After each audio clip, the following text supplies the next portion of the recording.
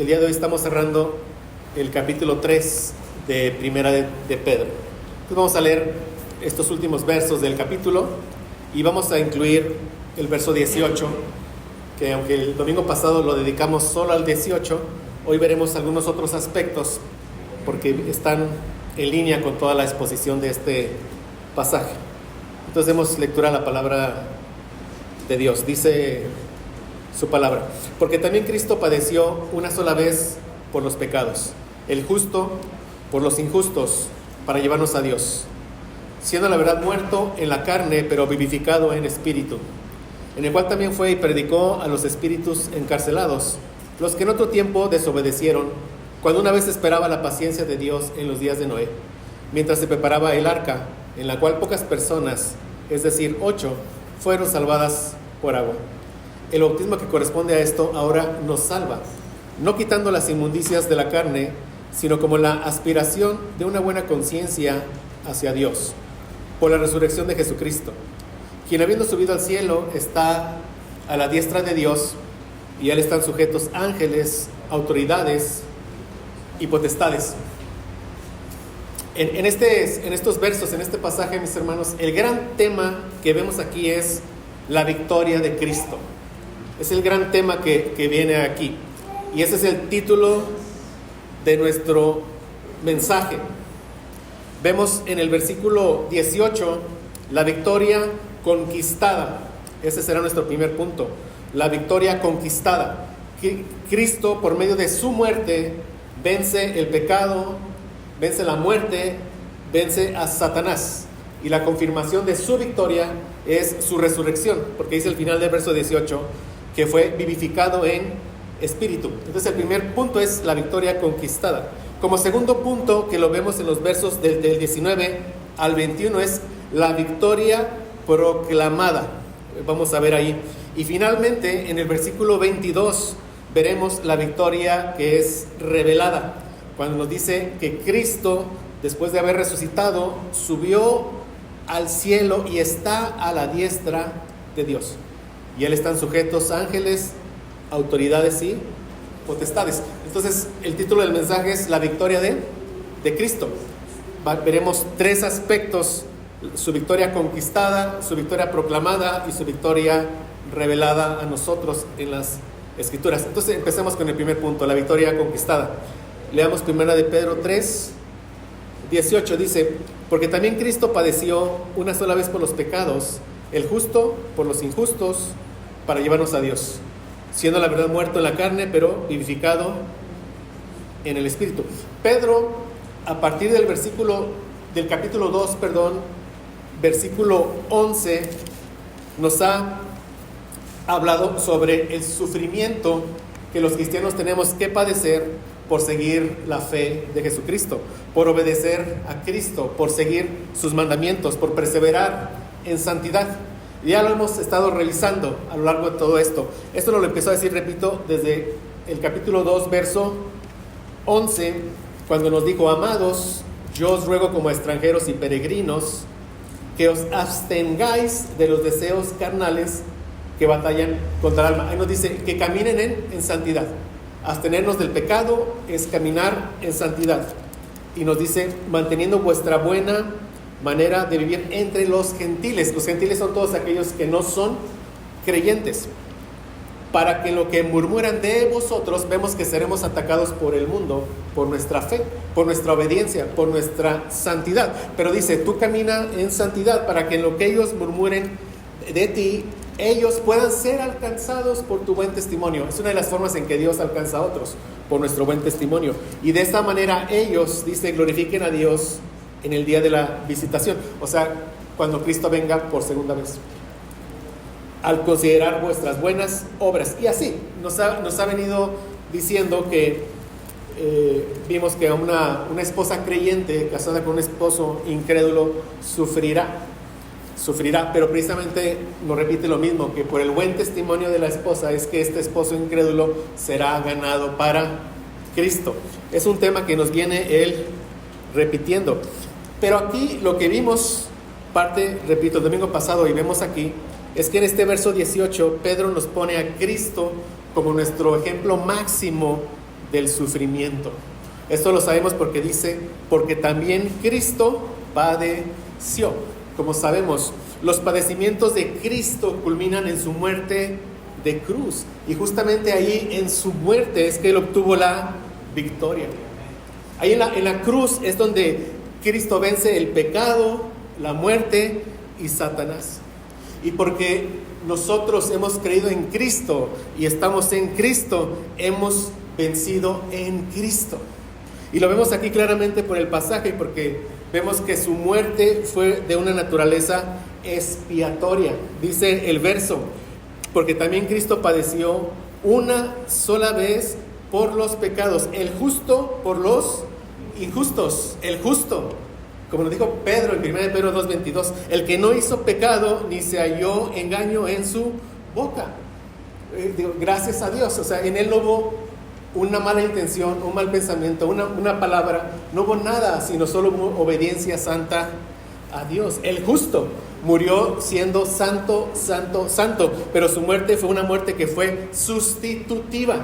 El justo murió por los injustos, vino a morir por nosotros. Nosotros éramos los injustos si estamos hoy en Cristo. Los que merecíamos morir éramos nosotros. Pero por eso es que Él, ahí en la cruz, Él obtuvo nuestra victoria sobre el pecado. ¿Por qué? Porque al ser Él nuestro sustituto, en la cruz Él ahí expió, Él llevó lejos nuestra culpa. Ahí Él propició la ira de Dios que era sobre nosotros, ¿no? ¿Cómo? Porque dio la descarga en su propio Hijo. Entonces, gracias a Dios, ya no hay condenación sobre nosotros. Por la fe hemos sido justificados, perdonados por la fe. Digo, gracias a Dios por eso. Por eso es de que Cristo en la cruz venció el pecado. El pecado, ya no hay condenación sobre nosotros, ya hubo perdón. Y nos dice el texto que fue tal el valor de su vida, una vida sin pecado, que dice el apóstol que padeció una sola vez. Su entrega fue una vez y para siempre. Como leímos en Hebreos 7, 26 y 27, te lo leo, dice: porque tal sumo sacerdote nos convenía, santo, inocente, sin mancha, apartado de los pecadores y hecho más sublime que los cielos, que no tiene necesidad cada día, como aquellos sumos sacerdotes, de ofrecer primero sacrificios por sus propios pecados y luego por los del pueblo, porque esto lo hizo una vez para siempre, ofreciéndose a sí mismo. Y ahí, o sea, Cristo, como vimos, Él venció el pecado, pero también Él ahí venció la muerte. Por cuanto Cristo muere sin pecado, la muerte no le pudo retener. Así Él venció a la muerte. Como leímos a Pedro en Hechos 2, 23 y 24. A este, entregado por el determinado consejo y anticipado conocimiento de Dios, prendisteis y matasteis por manos de inicuos, crucificándole, al cual Dios levantó, suelto los dolores de la muerte, por cuanto era imposible que fuese retenido por ella. Como hemos aprendido, mis hermanos, la muerte es una consecuencia que es legal, no es algo natural. La muerte entró por el pecado, porque la paga del pecado es muerte. Y sabemos, o sea, Cristo al morir sin un solo pecado, la muerte no le puede retener. Era imposible que lo retuviera, y así Cristo con su muerte vence a la muerte. Y nosotros en Él también hemos vencido a la muerte. Y porque Él resucitó, estamos seguros que un día resucitaremos juntamente con Él.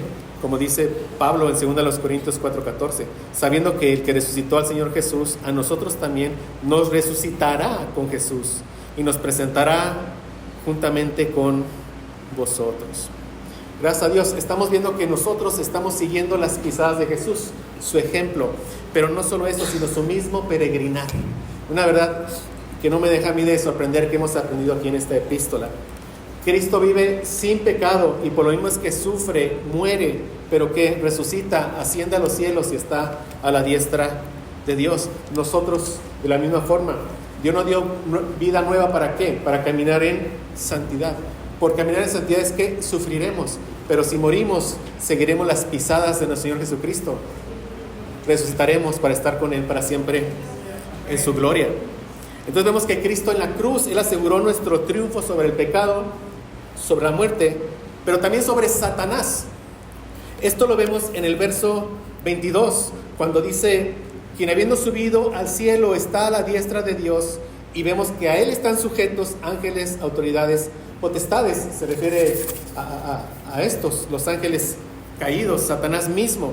Pero como estamos ahorita viendo la victoria de Cristo, en primer punto voy a ver este punto aquí. O sea, la victoria de Cristo sobre las potestades, sobre Satanás mismo. Dice, veamos Colosenses 2, vamos ahí mis hermanos, Colosenses 2 del verso 13 al 16, por favor. Colosenses 2, 13 al 16. ¿Ya está ahí mi hermano? Vamos a ver aquí su victoria sobre las potestades, sobre las huestes demoníacas, sobre Satanás mismo. Dice: y a vosotros, estando muertos en pecados y en la incircuncisión de vuestra carne, os dio vida juntamente con Él, perdonándoos todos los pecados. Y dice: anulando el acta de los decretos que había contra nosotros, que nos era contraria, quitándola de en medio y clavándola en la cruz. Se refiere ahí a la ley que nos acusaba. Y no la ley, sino nuestros pecados, nuestras faltas contra la ley que nos acusaban. Cristo, al cargar la condenación por nuestros pecados, Dios, al cargarla en Cristo, ahí, de esa manera, como dice Colosenses 2:15, despojó a los principados y a las potestades, los exhibió públicamente, triunfando sobre ellos en la cruz. La manera en que Cristo vence a Satanás es que Satanás ya no tiene manera de acusarnos. No hay un solo pecado por el cual ahora nos pueda acusar frente a Dios, ningún solo. Cualquier pecado, dice Cristo, yo por él pagué, yo por ese pecado di mi vida. Entonces, gracias a Dios, como ya hemos visto, estamos ahorita viendo brevemente este punto 1. Como ya hemos visto, Cristo en la cruz que vence la muerte, el pecado, a Satanás, y nosotros en Cristo hemos vencido a estos tres enemigos. Y vimos que el propósito de los padecimientos de Cristo fue para llevarnos a Dios. Él vino para asegurarse, para hacer todo lo posible para llevarnos a Dios. Su muerte fue suficiente, para llevar a una gran multitud a la gloria. Vamos a Apocalipsis 7, del 9 al 10, para ver esto. Apocalipsis 7, del 9 al 10.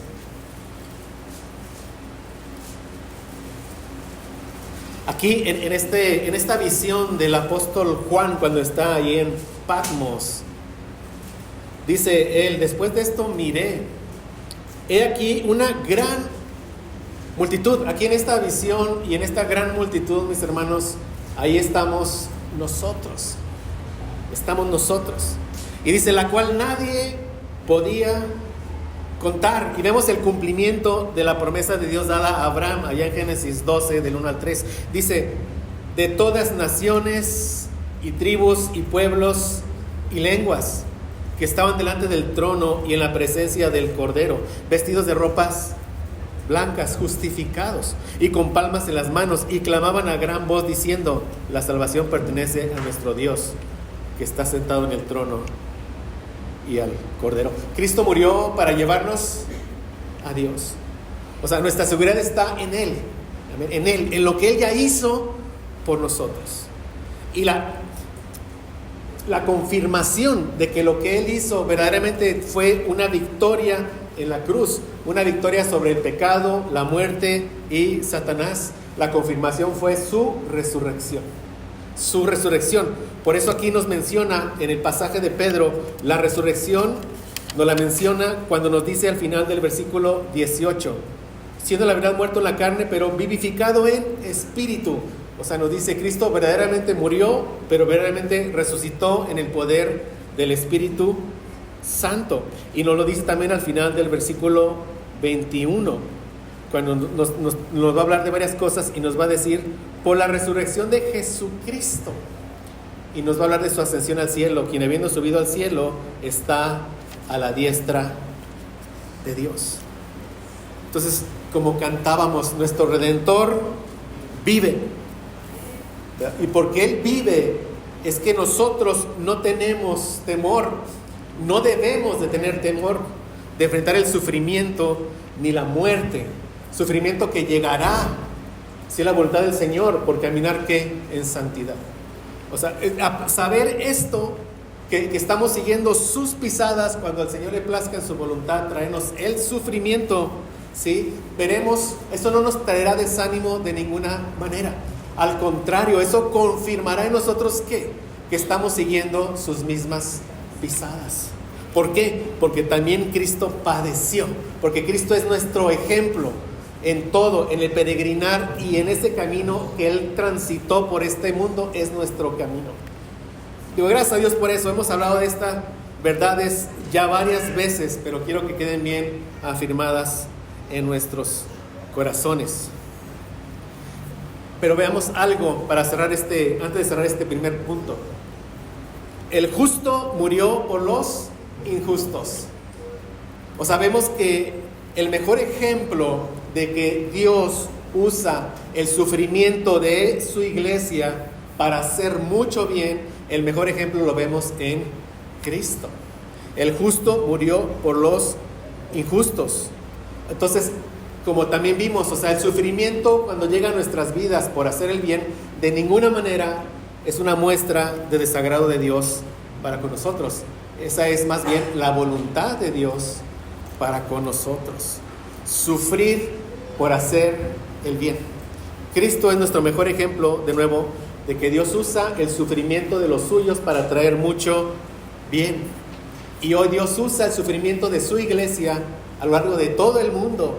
¿Para qué? Para traer mucho bien, para llevar la salvación a todos aquellos que han sido escogidos desde antes de la fundación del mundo.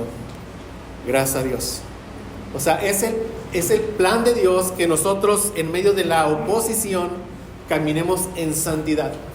En medio de un mundo que se opone a la verdad de Dios, caminemos en santidad. Y no solo eso, que proclamemos su victoria. La iglesia es la que proclama la victoria de Cristo. Así vamos a pasar al punto 2, la victoria proclamada. Vamos a leer de nuevo los versos de 1 Pedro 3, del 18 al 20. Aquí prestemos mucha atención, mis hermanos. Este texto complicado que el Señor nos deja en su palabra. De nuevo dice su palabra: porque también Cristo padeció una sola vez por los pecados, el justo por los injustos, para llevarnos a Dios, siendo la verdad muerto en la carne, pero vivificado en espíritu, en el cual también fue y predicó a los espíritus encarcelados, los que en otro tiempo desobedecieron, cuando una vez esperaba la paciencia de Dios en los días de Noé, mientras se preparaba el arca, en la cual pocas personas, es decir, 8, fueron salvadas por agua. Vean ustedes, vamos a tratar de ver bien este texto. Pedro nos dice que Cristo predicó en el Espíritu a los espíritus encarcelados. ¿Por qué? Porque al final del verso 18 dice vivificado en espíritu, ¿verdad? Por el poder del Espíritu. Y dice en el cual, o sea, quien Cristo en el Espíritu también fue y predicó a los espíritus encarcelados. Eso lo vemos aquí. Y de estos espíritus encarcelados se nos dice algo más. Se nos dice que desobedecieron en otro tiempo, específicamente en los días de Noé. Entonces mira, estos espíritus vimos también que alma, espíritu, parte inmaterial del hombre son sinónimos. Nosotros creemos en la dicotomía del hombre. Estos espíritus, almas, parte inmaterial, son los espíritus de toda esa generación corrupta, ¿sí?, que vivió en los tiempos de Noé. Y de esa generación corrupta se nos habla en Génesis 6:5. Muévete ahí, por favor. Génesis 6:5.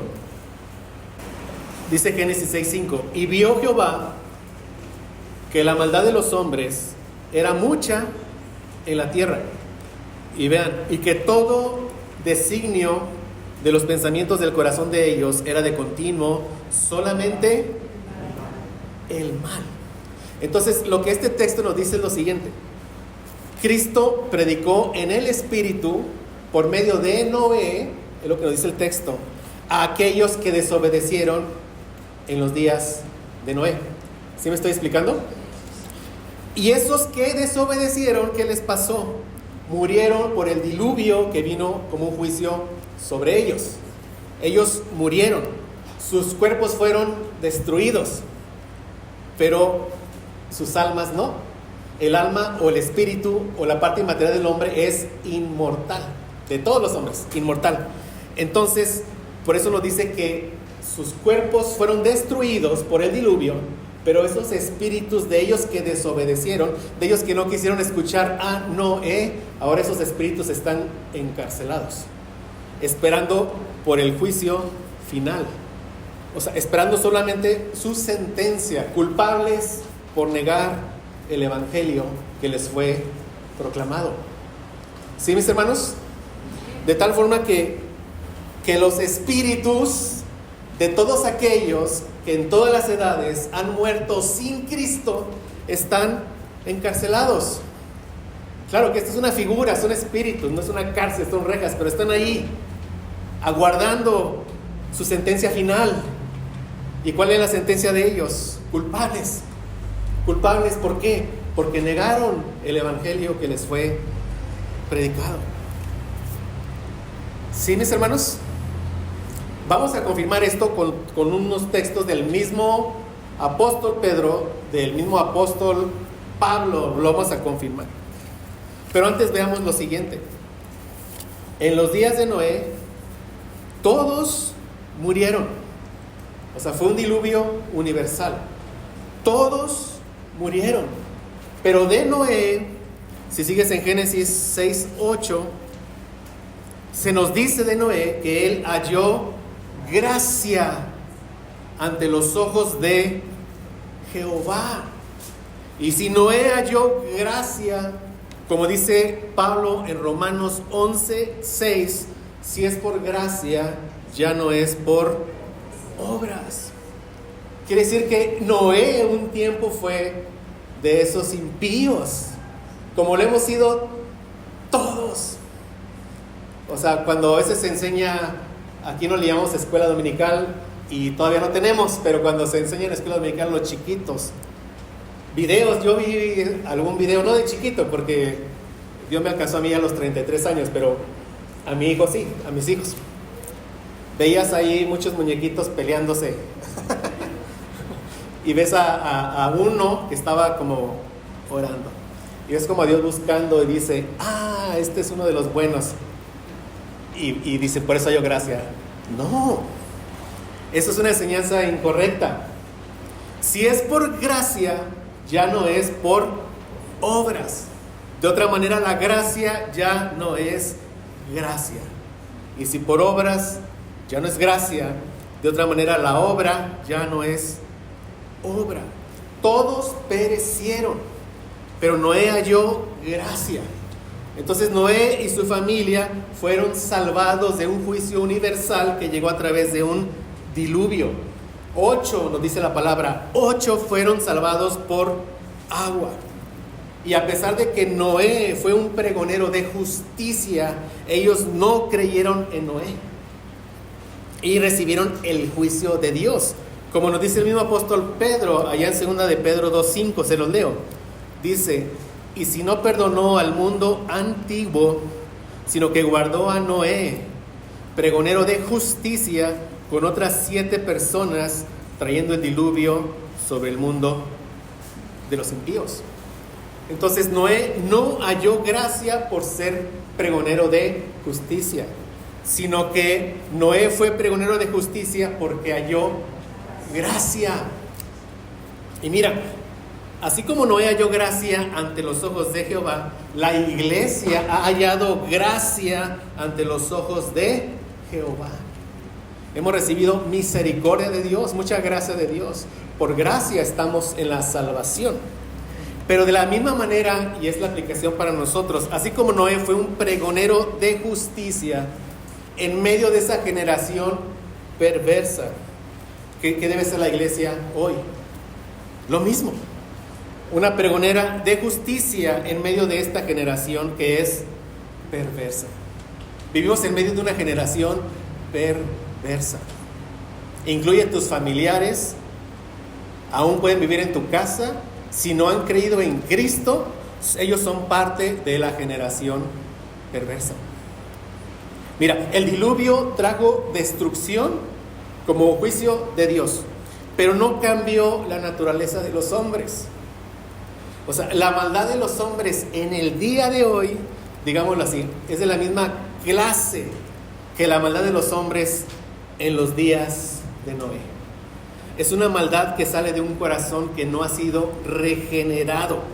Por lo que podemos decir hoy que todo designio de los pensamientos del corazón de aquellos que están sin Cristo sigue siendo de continuo solamente el mal. Y no exageramos cuando decimos esto, porque es la palabra de Dios. El que se minimice el pecado o se le llame de otras maneras, o como veremos un poquito más adelante, el que tan siquiera se evite en ciertos círculos evangélicos de hablar del pecado y de la justicia, eso no quita la gravedad del pecado en todos los hombres. Pero aquí, ante esta generación perversa, es ante la cual nosotros como iglesia debemos de ser pregoneros de justicia. Y aquí viene el consuelo para nosotros, porque podríamos que amedrentarnos de alguna manera. Pero miren, ¿quién habló en el Espíritu por medio de Noé a aquella generación perversa? Cristo. Entonces, ¿quién habla a esta generación perversa por medio de nosotros en el Espíritu? Es Cristo. Es Cristo. Somos heraldos de Él solamente. Por eso nosotros vamos con valentía. Es mi Señor el que te está trayendo este mensaje. Escúchalo a Él o recházalo a Él.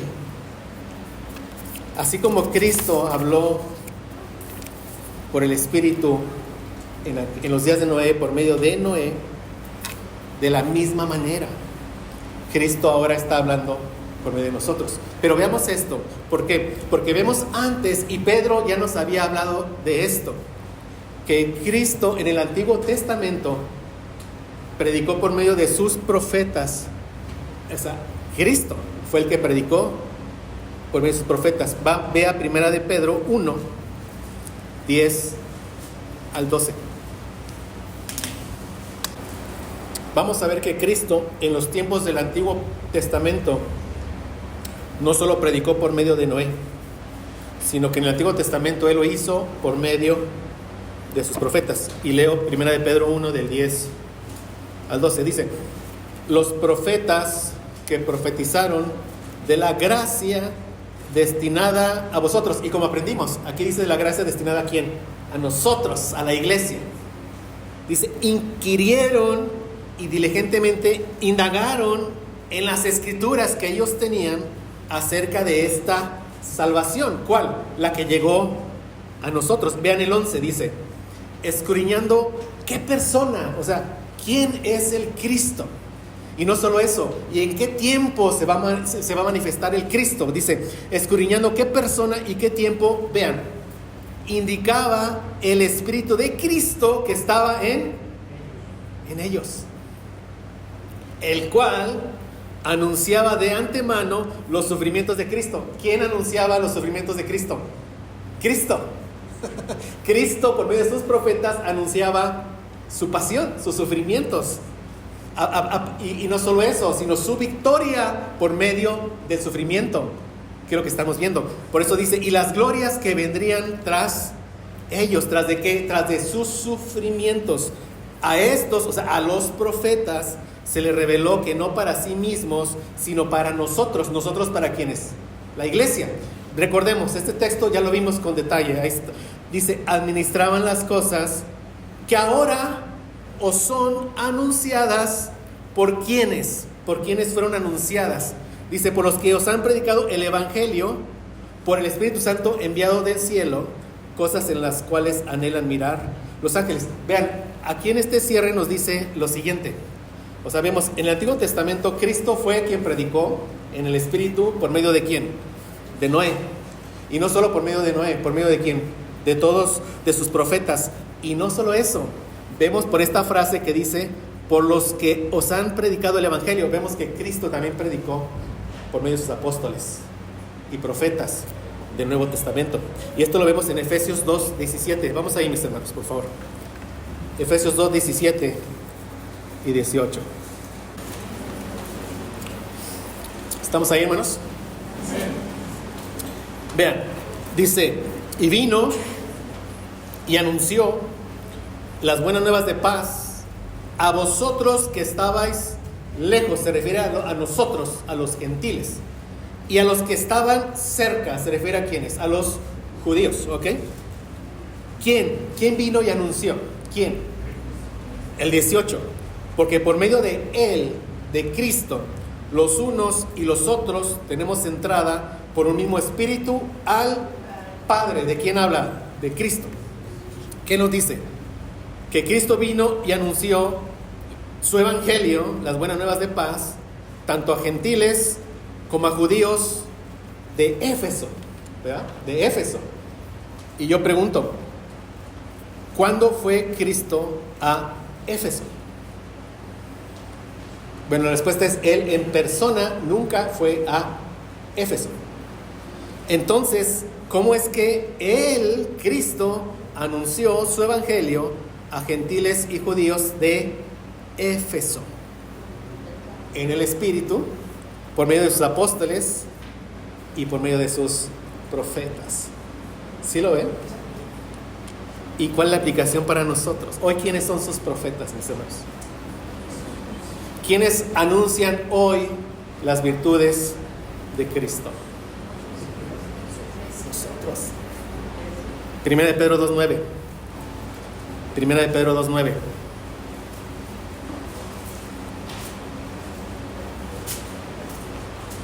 Mas vosotros sois linaje escogido, real sacerdocio, nación santa, pueblo adquirido por Dios. Habla de la iglesia, obviamente, y dice, ¿para qué?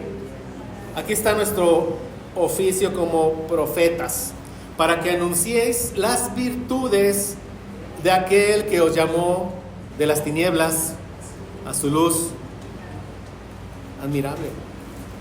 ¿Ves, mi hermano? Entonces, cuando llevamos el evangelio a cualquier persona perversa de esta generación, y no exagero cuando digo eso, por lo que ya vimos, es Cristo quien en el Espíritu les está hablando a ellos, usándonos a nosotros. Cristo es quien testifica de Cristo por medio de nosotros, por medio de sus profetas del Nuevo Testamento. Y en su momento, mis hermanos, y esta verdad a mí me dejó meditando un buen tiempo. En su momento, a nosotros nos fue predicado el evangelio. Entonces, ¿quién nos habló a nosotros? Es Cristo. Usando a la persona que te haya llevado el evangelio. Aquí hay algo que es glorioso, en verdad. Espero comunicárselos. Mira, dice el texto, Él vino para llevarnos a Dios. Ok. Cristo vino en su historia, hace más de 2000 años. Vino en su historia. Pero también vino en tu historia. En el momento en que tú recibiste a Cristo, Él vino y Él te habló. Y Él vendrá al final de tu historia para glorificarte. ¿Y para qué? Y para llevarte a Dios. Es Cristo. Cristo vino hace poco más de 2000 años, se encarna, vive una vida perfecta, muere a manos de pecadores, fue crucificado, pero ¿qué pasó? Muere, resucita, asciende a los cielos y ahora está sentado a la derecha del Padre. Es decir, Cristo vino en su historia para hacer todo lo necesario. ¿Para qué? Para llevarnos a Dios. De otra forma, es Cristo con su vida, muerte y resurrección le dio cuerpo a nuestra fe. Mi fe es Cristo. Mi fe es Cristo. Él es mi evangelio, su vida, su muerte, su resurrección, su obra. Él es quien me salvó. Él vino para darle cuerpo a mi fe. Pero el día que el evangelio te fue predicado, y Dios quiera que hoy haya aquí nueva vida, porque ¿quién está hablando hoy, mis hermanos? Cristo en el Espíritu. El día que el evangelio te fue predicado, Cristo habló usando a esa persona que te llevó las buenas nuevas de salvación. Cristo vino hace más de 2000 años, ¿para qué? Para hacer todo lo necesario para llevarte a Dios. Cristo vino en tu historia, ¿para qué? Para llevarte a Dios. Por eso entendemos que Jesús dijo en Juan 12, 32-33, lo leo, dice, y yo, dice Cristo, si fuere levantado de la tierra, o sea, crucificado, dice, a todos atraeré, Él en futuro, a todos atraeré a mí mismo, por medio de la predicación de su evangelio. Y gracias a Dios, Cristo viene en persona por segunda vez. ¿Para qué? Para llevarnos a Dios. Amén. Vamos a los Tesalonicenses 4, mis hermanos. Verso 16 y 17.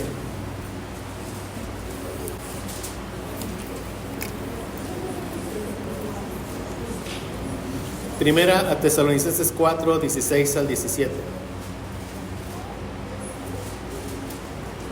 Dice la palabra de Dios aquí, porque el Señor mismo, con voz de mando, con voz de arcángel y con trompeta de Dios. Algunos dicen que este es el versículo más ruidoso de la Biblia.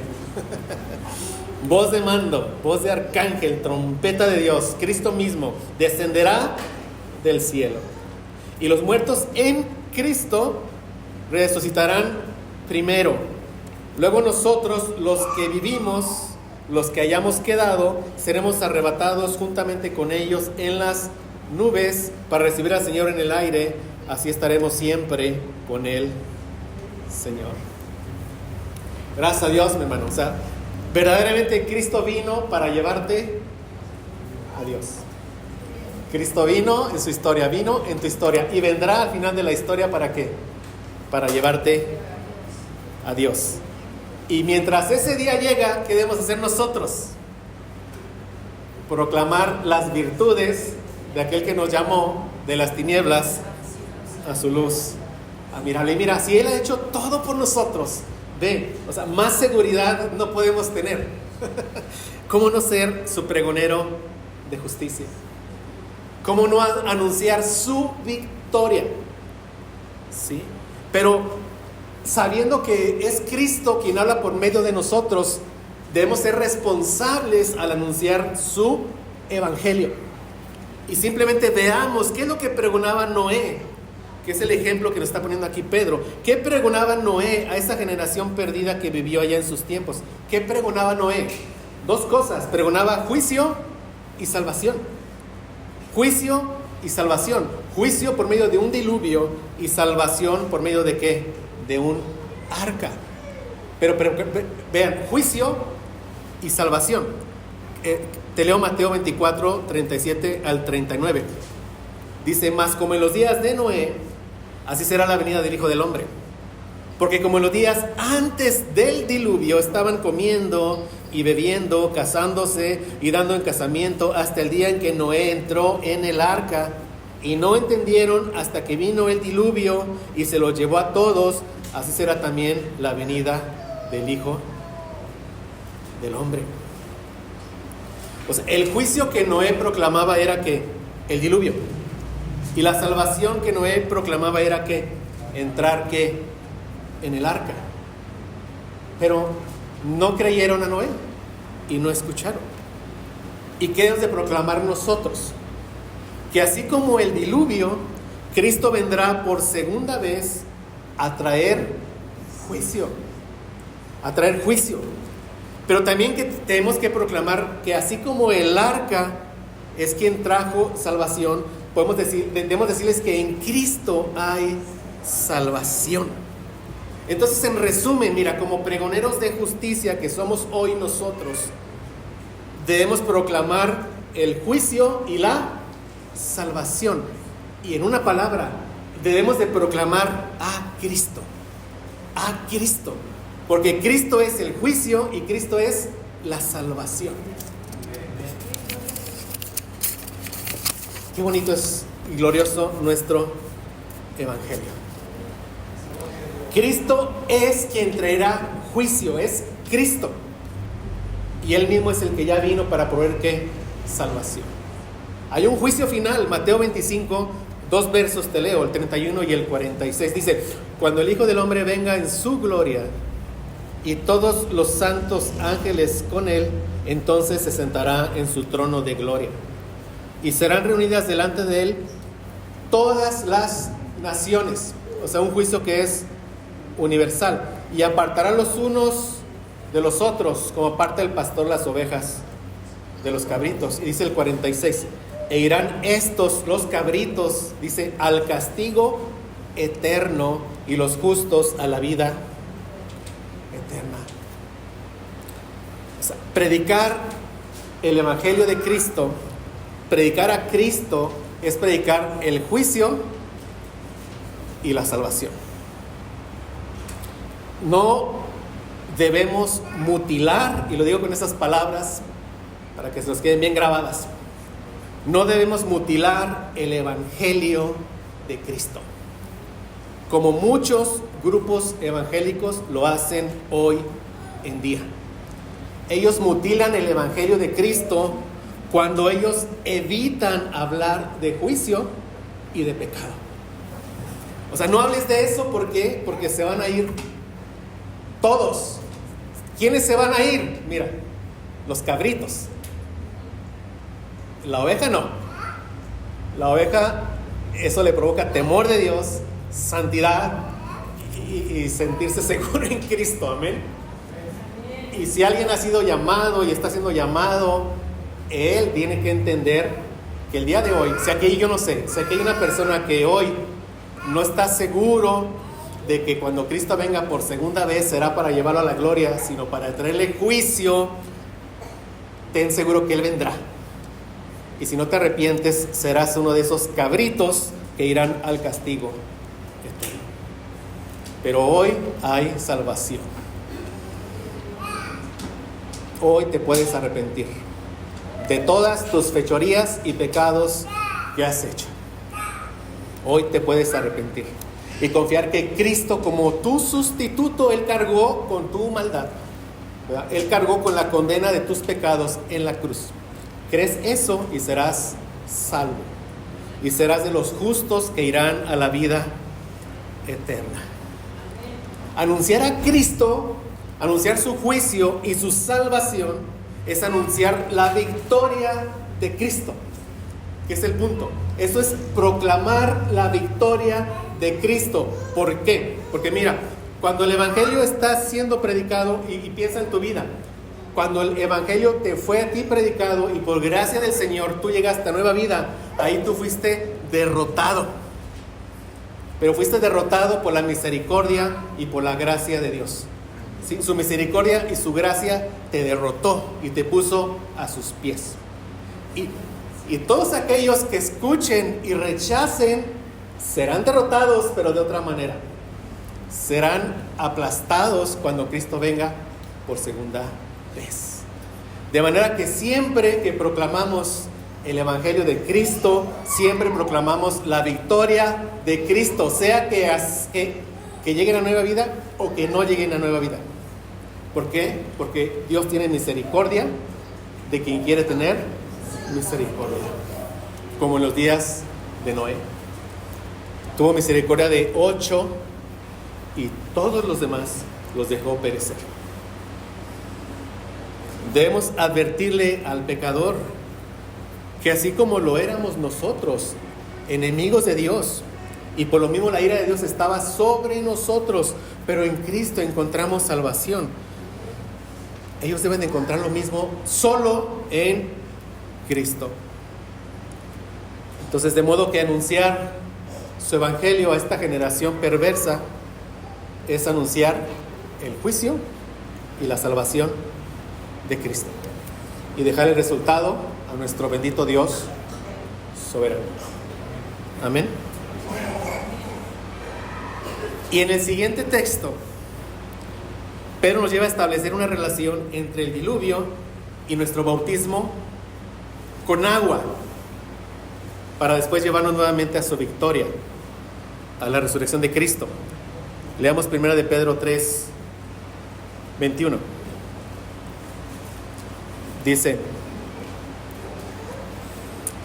el bautismo que corresponde a esto ahora nos salva, no quitando las inmundicias de la carne, sino como la aspiración de una buena conciencia hacia Dios por la resurrección de Jesucristo.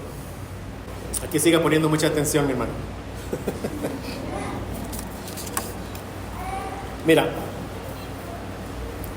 cuando Pedro dice aquí, entre paréntesis, dice Pedro, no quitando las inmundicias de la carne, vemos que se refiere a un bautismo en agua. En agua. Pero por eso le está clara. Pero las inmundicias que quita no son que las del cuerpo, ¿sí ven? Pero es en agua, por inmersión, completos en agua, que es la forma habitual que encontramos de bautismo en el Nuevo Testamento. Pero también cuando dice el bautismo que corresponde a esto, ¿a qué se refiere? Al diluvio. Entonces ahí le está haciendo una relación, Pedro, entre el diluvio y nuestro bautismo con agua, ¿sí? Es lo que vemos hasta ahí. Sabemos que el bautismo con agua no nos salva. Entonces, cuando dice Pedro que el bautismo ahora nos salva, se refiere a lo que el bautismo en agua representa para nosotros los cristianos. Eso se refiere. Y aquí viene una explicación del bautismo en agua, de nuestro bautismo, pero en relación con el diluvio, ¿sí? Que es lo que nos deja aquí Pedro, y espero que Dios me ayude a comunicarte bien esto. Las aguas del diluvio inundaron el mundo antiguo y fueron el agente que Dios usó para traer muerte al mundo antiguo. Entonces, de manera similar, el bautismo en nosotros, ¿cuándo ocurrió? Cuando fuimos sumergidos en agua. Es decir, descender a las aguas del bautismo es un símbolo vívido de descender a la tumba de la muerte, ¿sí? La inmersión bajo el agua representa la muerte. Mete a alguien bajo el agua 3 horas y se va a morir. El que se sumerge en agua muere. Por eso Jesús describe su muerte inminente en términos del bautismo. Lucas 12, 50. Si quieres, ve ahí para que tú lo leas. Lucas 12, 50. Mira, es Jesús. ¿Y qué dice Jesús? De un bautismo tengo que ser bautizado. ¿A qué se refiere? A su muerte. Pero ve la asociación que hay. Y dice, ¿y cómo me angustia? Hasta que se cumpla. Entonces, la inmersión bajo el agua, ¿qué representa? La muerte. Así como las aguas del diluvio fueron el agente de la destrucción, las aguas del bautismo, siguiendo la analogía, fueron un agente de destrucción. Cuando fuimos bautizados espiritualmente, nosotros descendimos ¿qué? A la muerte. Pero sobrevivimos a las aguas del bautismo. ¿Por qué? Porque fuimos bautizados en Cristo. En Cristo. Fuimos rescatados por medio de la resurrección de Cristo. Pero el punto está que ya morimos en Cristo. Ese es el punto que nos quiere dejar aquí el apóstol Pedro. Y vamos a ver esto en Romanos 6, 3 al 5. Romanos 6, 3 al 5. Mira lo que dice el apóstol Pablo aquí. Dice, ¿o no sabéis que todos los que hemos sido bautizados en Cristo Jesús, hemos sido bautizados en su muerte, porque somos sepultados juntamente con Él para muerte por el bautismo? ¿Qué nos está diciendo? la verdad espiritual que nos enseña que el bautismo, ¿verdad? A fin de que como Cristo resucitó de los muertos por la gloria del Padre, así también nosotros andemos en vida nueva. Porque si fuimos plantados juntamente con Él en la semejanza de su muerte, así también lo seremos en la de su resurrección. O sea, entonces lo que nos dice Pedro es lo siguiente, nos dice que nosotros ya sobrevivimos al bautismo. Lo que nos dice es que ya sobrevivimos a la muerte. Nos dice que ya sobrevivimos al juicio. Es lo que nos está diciendo aquí. O sea, entonces mira, cuando haya algún bautismo aquí, hay que recordar esto. O sea, ve, tú ya sobreviviste al juicio. es la verdad. Pero ¿de qué manera nos la dice el apóstol?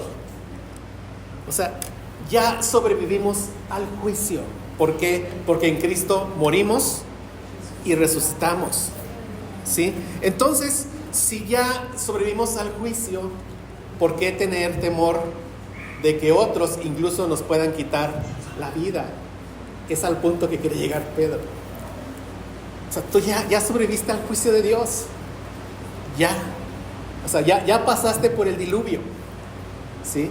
Ya estás en tu arca, que es Cristo. Entonces, ¿por qué le tienes temor a lo que los hombres te puedan hacer? Si ya estás en Cristo, en el arca, estás seguro en Él. ¿Ves? Es lo que nos quiere decir aquí el apóstol Pablo. Oh, gracias a Dios, hermanos. Yo le decía, Pedro, Pedro, nos pudiste haber puesto esto más sencillo. Pero gracias a Dios.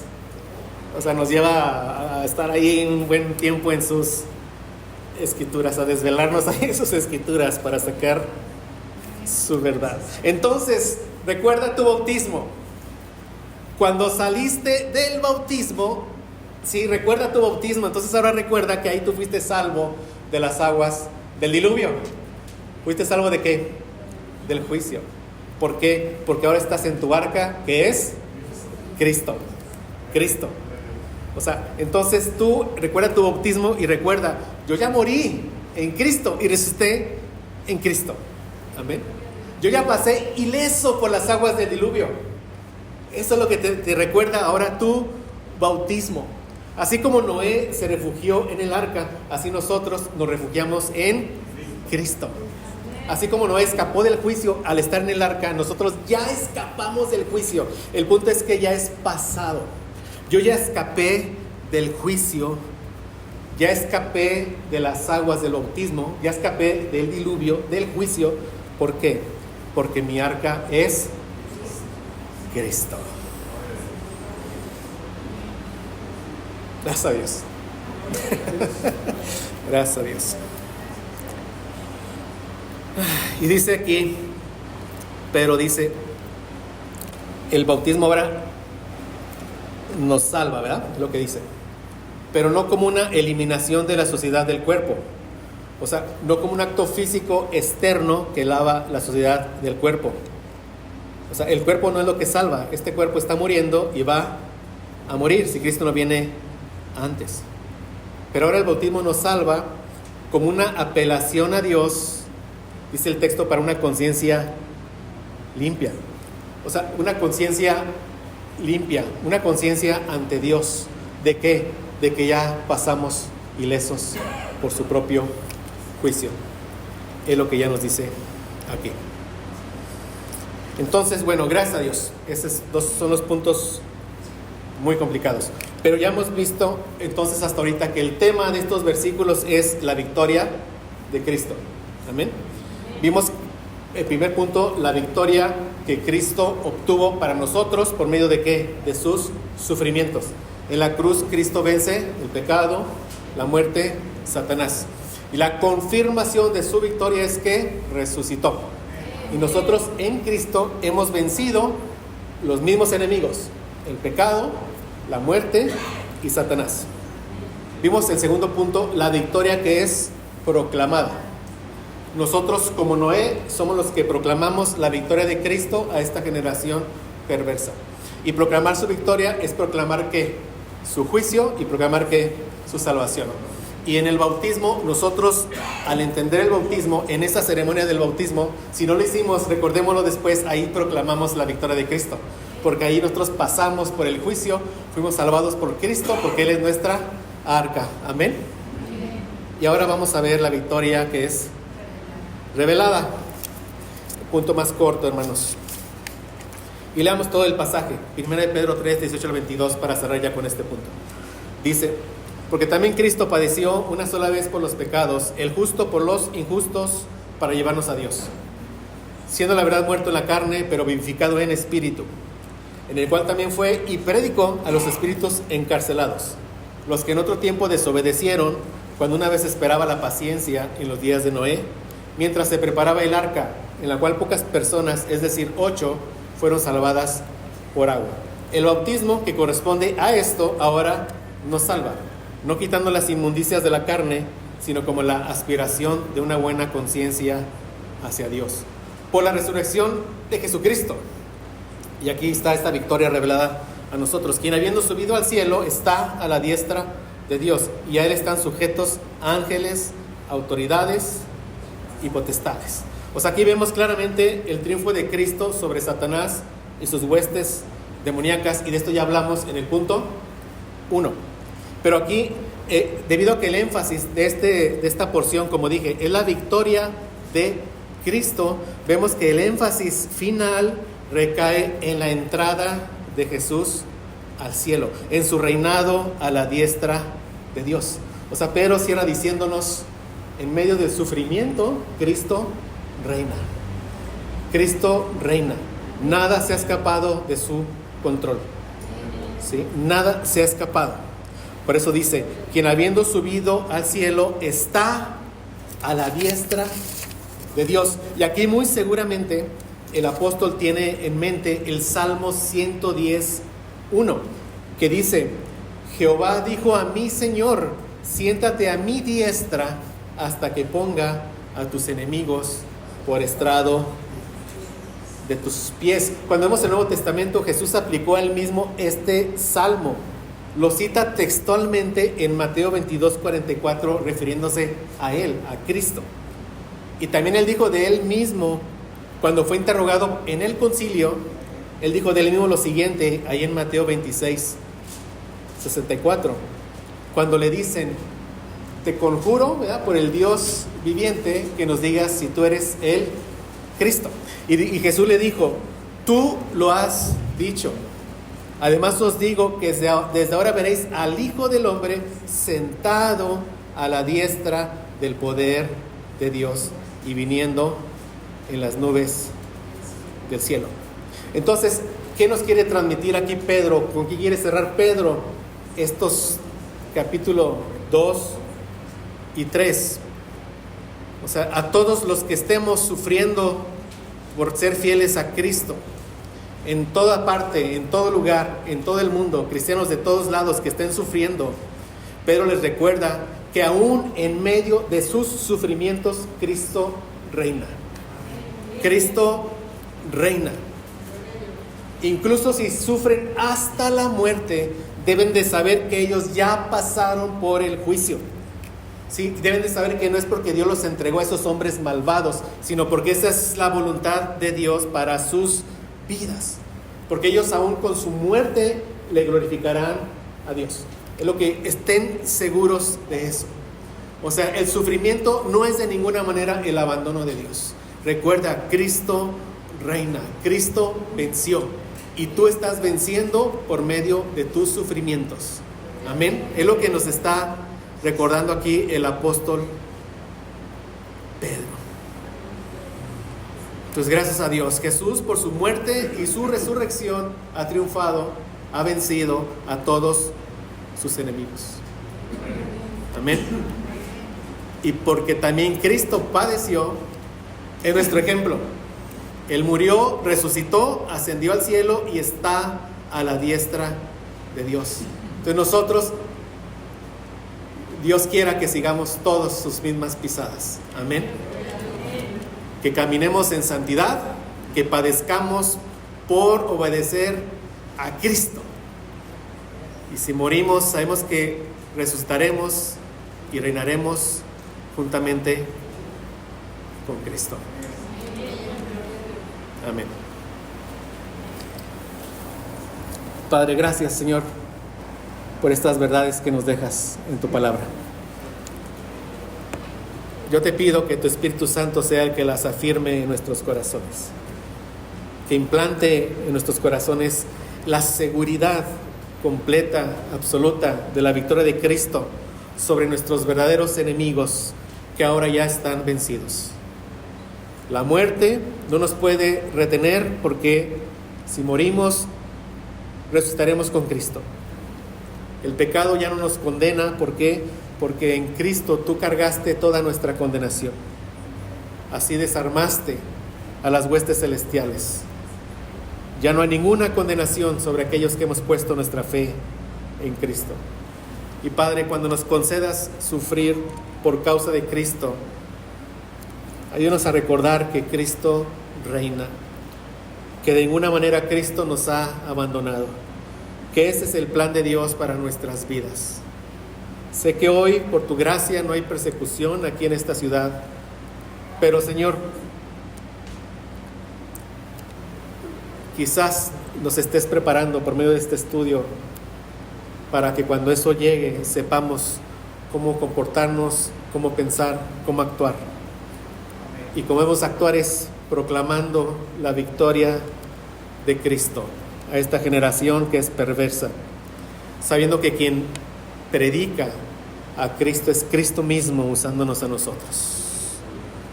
Cuando lo prediquemos, ayúdenos a predicarlo de manera completa, su juicio y su salvación. Y Señor, tú ten misericordia de quien quieras tener misericordia. Y gracias porque la has tenido en cada uno de los que hemos puesto nuestra fe en ti. Gracias porque Cristo venció. Amén.